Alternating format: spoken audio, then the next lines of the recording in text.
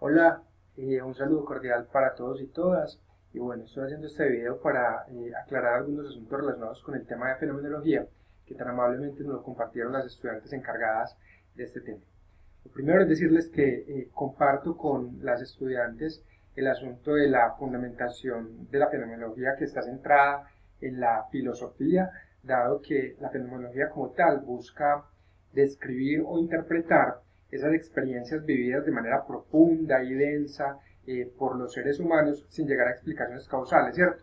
Y en ese asunto, en ese orden de ideas se hacen preguntas relacionadas sobre cómo conocemos ese significado del ser desde la esencia del ser mismo y desde el ser humano, que son asuntos que solamente se pueden abordar, obviamente, desde la filosofía, ¿cierto? Algunos asuntos importantes y clave dentro de los propósitos de la fenomenología que comparto con las estudiantes encargadas de la exposición es que la fenomenología busca estudiar esa experiencia humana desde las palabras, desde los sujetos, ¿cierto? En ese orden de ideas, entonces, la fenomenología no se vale de tecnicismos para hablar de los asuntos, sino que le otorga la voz a los participantes para que sean ellos mismos quienes expresen cómo viven y cómo sienten esas experiencias humanas que se viven de manera profunda y de manera densa. Se pregunta sobre esos asuntos de cómo experimentamos los seres humanos en el mundo. Y digamos que a partir de allí entonces lo que busca la fenomenología es justamente humanizar la práctica, ¿cierto? Cuando yo logro comprender la otra persona, cómo vive o cómo experimenta un fenómeno humano, pues me puedo hacer más cercano a él, puedo tener una relación empática con esta persona y en este orden de ideas, pues puedo o se espera que se pueda humanizar la práctica, sobre todo para los asuntos de una profesión como la nuestra. Comparto también con las estudiantes los dos tipos de fenomenología que presentan.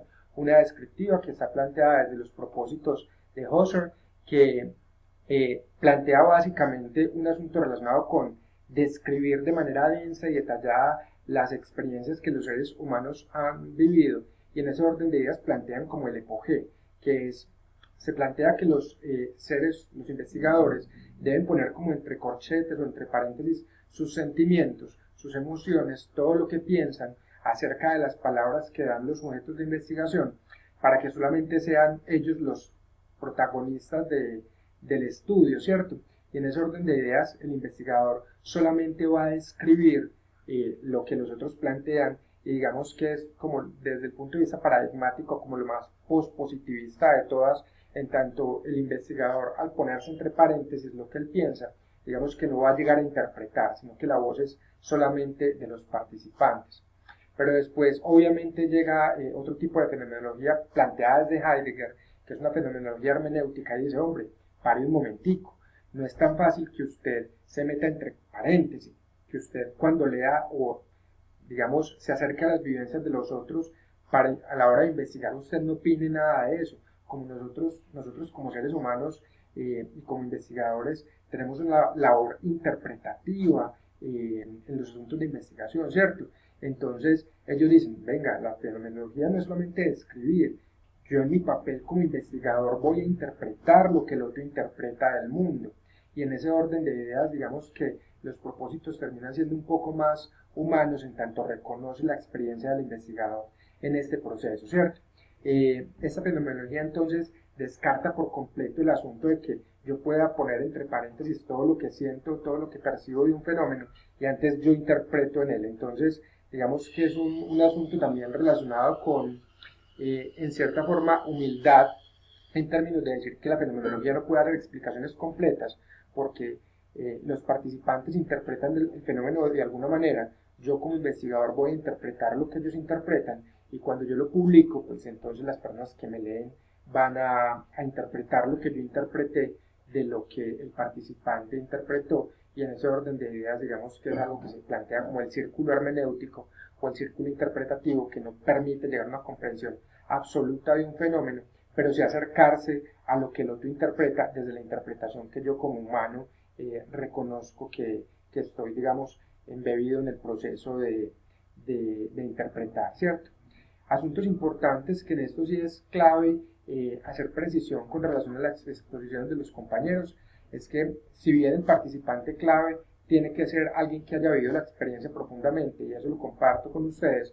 Hay un asunto importante, y es que el muestreo tiene que ser un muestreo intencionado, es decir, un muestreo con propósito, en el cual yo voy a buscar un participante para que ingrese en el estudio, porque es esa persona que ha vivido el fenómeno de manera densa, de manera profunda, y es el que mejor puede hablar de ese fenómeno en tanto lo he vivido. Entonces, esa forma de invitar a buscar a los sujetos para que participen en el estudio tiene que ser intencionada, guiada con una intención puntual para buscar a la mejor persona que nos dé el relato acerca de su vida o de la experiencia que ha vivido. Entonces, en ese orden de ideas no se habla de, de muestreos probabilísticos ni muestreos a conveniencia, sino que son muestreos con un propósito fundamental y se buscan en ese orden de ideas participantes clave.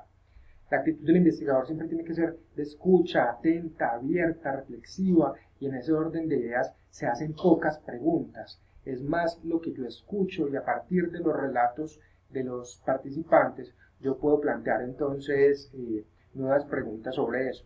Y en ese orden de ideas quiero hacer claridad con lo que proponían las estudiantes de investigaciones, perdón, de entrevistas semiestructuradas, que si bien se pueden hacer, digamos, uno espera que en una fenomenología las entrevistas sean más bien entrevistas a profundidad.